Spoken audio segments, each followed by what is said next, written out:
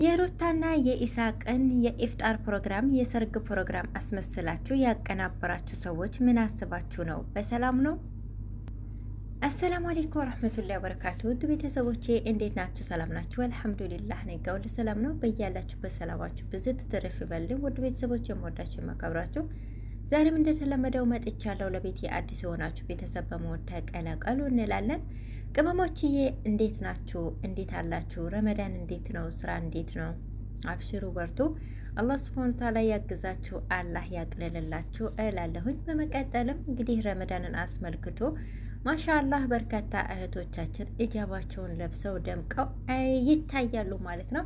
ከነዚህም መካከል አንዷ ሱሱ ናት። ሱሱ ታውቋታላችሁ ብዬ አስባለሁ። የቲክቶክ ባለሙያ ናት። ማሻአላህ ብዙ ጊዜ ያው አያውቋትም። እቺ ልጅ ሙስሊም ናት እንዴ ይላሉ። አንዳንዴ ቁርአን ከፍታ ቤቷ ላይ ሲያዩት እቺ ልጅ ሙስሊም ናት እንዴ ይላሉ። እና ኢጃባ አታደርግም፣ በሱሪ ነው የምትሄደው። እና ብዙ ሰዎች ሙስሊም አትመስላቸውም።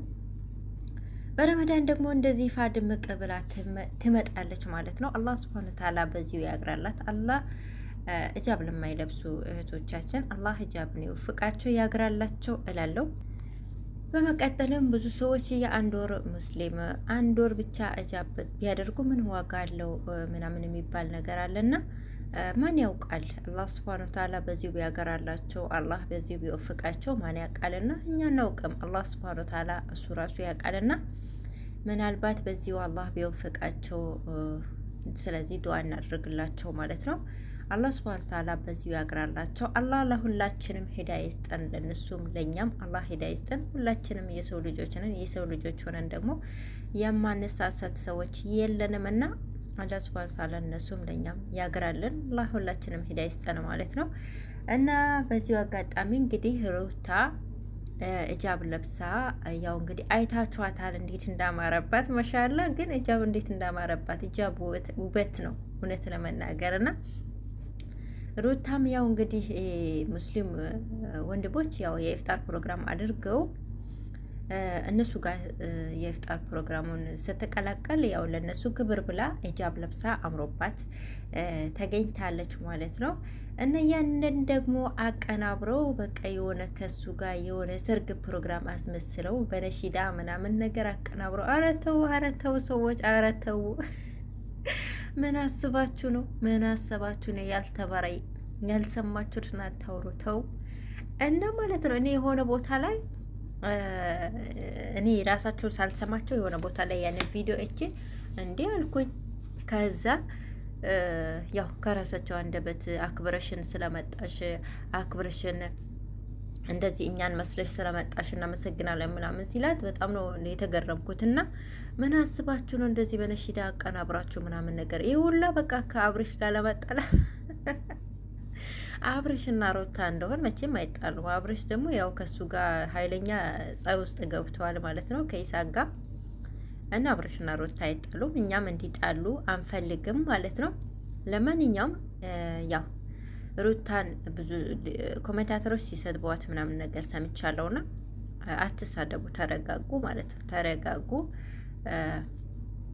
ለማንኛውም እሷ የኢፍጣር ፕሮግራም ብቻ ነው የተቀላቀለችው። ሀገራችን ኢትዮጵያ ደግሞ ሙስሊም ክርስቲያኑ ተከባብሮ ነው የሚኖረው። አብሮ ይጠጣል፣ አብሮ ይበላል። ይህ እንግዲህ ባህላችን ነው ማለት ነው።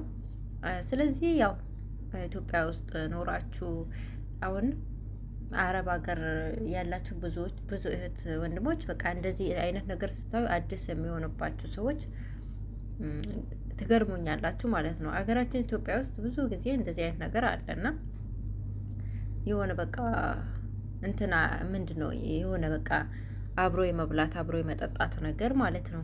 እንደዚህ አይነቱ ነገር የተለመደ ነው። እሷም ያው በእነሱ የኢፍጣር ፕሮግራም ተገኝታ ነው ብቻ እነሱን ለመመሳሰል ነው ኢጃባ የለበሰችው። ደግሞ አምሮባታል፣ ማሻአላ እውነት አምሮባታል። እና አትሳደቡ ማለት ነው። የምትሳደቡ ሰዎች ስድብ ምንም ጥቅም የለውም፣ አትሳደቡ ማለት ነው እናላችኋለሁኝ። በመቀጠልም ያው እንግዲህ ኢጃብ ለማይለብሱ እህቶች አላህ ኢጃብን ይወፍቃቸው፣ ዱዓ አድርጉላቸው።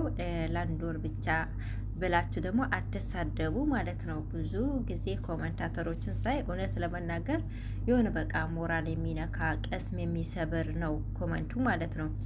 እና እነዛ ሰዎች በቃ የሆነ እንዲደነብሩ አታድርጓቸው ማለት ነው። እና አሁን ባለፈው ሀቢባ ኢጃባ አድርጋ ቪዲዮ ለቃ ኮመንት ገብቼ ሳይ ወላሂ በጣም የሆነ በቃ አለ አይደል ደስ አይለም፣ ጥሩ አይደለም። እንደዚህ አይነት ኮመንት አትኮምቱ።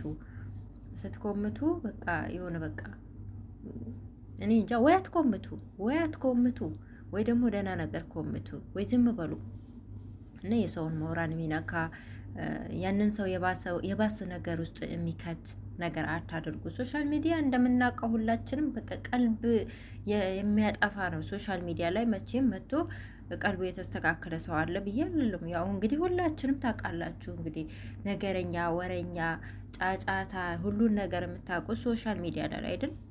ምንም በቃ የሆነ ሰላማዊ ሰው ሶሻል ሚዲያ ላይ መጥቶ እንግዲህ ታውቃላችሁ ምላሳም ነው የሚሆነው እና ሶሻል ሚዲያ አስቸጋሪ ነው እና ሁላችንም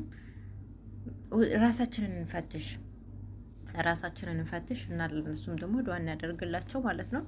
ከቻን ዱዓ እናደርግላቸው እና ደግሞ የሆነ በቃ ሞራል የሚነካ እነሱን የባሰ መንገድ የሚያስታቸው ኮመንት ከምንኮመት ዝም ብንል የተሻለ ነው። ዱዓ እናደርግላቸው እላችኋለሁኝ። በያላችሁ በሰላማችሁ ብዝት ተረፈ በልልኝ ቅሞችዬ ማለት ነው። ውዶቼ፣ ማሮቼ፣ ፍቅሮቼ ሁሉ ነገሮቼ ሰላማችሁ ብዝት ይበልልኝ። ሰላም አለይኩም ወራህመቱላሂ ወበረካቱ።